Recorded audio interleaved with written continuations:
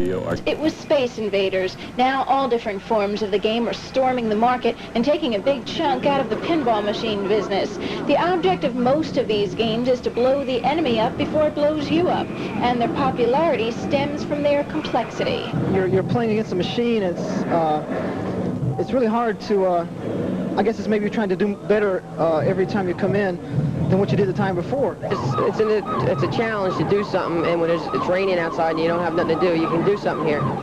Some players take out their aggressions on the machines, often with a particular person in mind.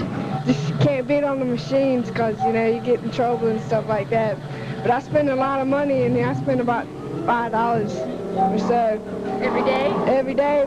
Manufacturers of pinball machines are trying to meet the competition with games like these, where you play 3 balls at one time. But one Columbia distributor says a video explosion can't be stopped. In the next decade, plain old pinball machines may be a rare sight.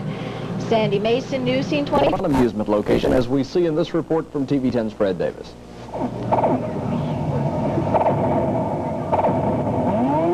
Games people play. At this Dutch Square location, they play about 52 different kinds of games that'll keep spitting out entertainment as long as the quarters will last.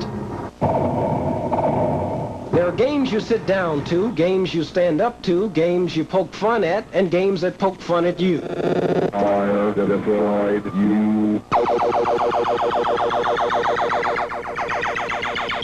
In essence, there's a game for every age group.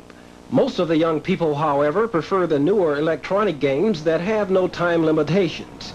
The object here is just to stay on target.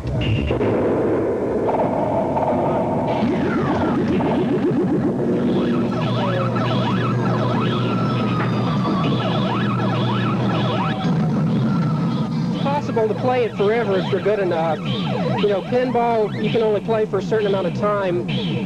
Space Invaders started this type of game, and I'm better at Galaxian than Space Invaders, so that's why I play it. Despite the interest in the newer and more sophisticated games, the pinball machine remains an amusement staple. Even those games have a new flair to them nowadays, with music that'll tame the most savage beast.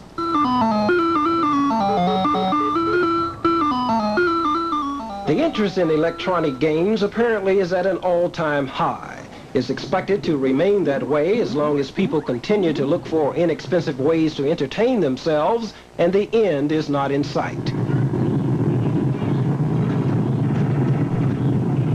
Fred Davis, TV 10 News.